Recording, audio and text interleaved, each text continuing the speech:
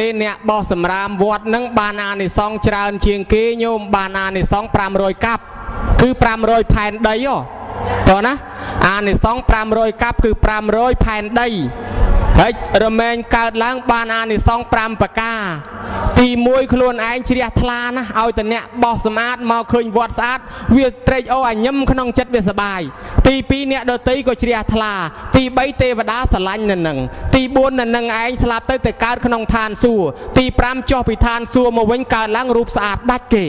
ណែអញ្ចឹងវាមានរឿងពីជំនាន់ព្រះអ្នកកើតមករូបស្អាតអញ្ចឹងដែរនឹងដោយសារអានិសង្ឃនៃការបោះសម្រាមក្នុងបុណ្យខ្លះមានកម្មវិធីនឹងអុជកំជ្រួចបង្ហូតគោមបើមានអុជកំជ្រួចបង្ហូតគោមបើណាអ្នកអុជកំជ្រួចឬក៏ជួយជាថ្លៃទិញកំជ្រួចអុជដើម្បីបូជាដល់បរតនត្រ័យឲ្យក្រឹកក្រែងបានអានិសង្ឃ15កាប់ញោម15អាយុកាលផែនដីបានសុខបានសប្បាយឡើងជាសេដ្ឋីនឹង500ជាតិហើយកើតជាទេវតានឹងមានយស័កមានបរិវារ1000ហើយចំណែកខាងអ្នកបង្ហូតគោមអ្នករៀបចំផ្កាភ្ញីទៀនធូបបូជានៅក្នុងកម្មវិធីបុណ្យនឹងបានអានិសង្ឃ12កាប់បានកើតក្នុងឋានទេវលោកមានបរិវារ1000ដូចគ្នាសង្ខេបបែបពុទ្ធព្រះអង្គសម្ដែងបុគ្គលដែលមានអាយុវែងនឹងទី1ត្រូវធ្វើខ្លួនឲ្យសុបាយណាញោមបើកើតទុករាល់ថ្ងៃអាយុមិនវែងទេណាញោម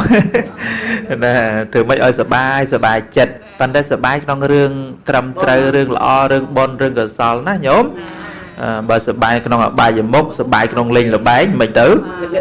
អស់អាលីងមានសល់ទេប្លង់ដីផ្ទះសំបែងអីមានសល់ទេណាបន្តសបាយក្នុងកិច្ចការងារជាកុសលណាទៅបន់ធ្វើទានដល់ញាតិញោមទាំងអស់គ្នាអញ្ចឹងគឺត្រេកអរណាញោមអាយុវែង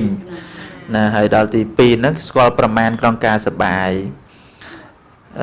មិនសបាយជ្រុលពេកណាញោមមកឃើញរឿងមួយនៅប្រទេសកូរ៉េប្រហែល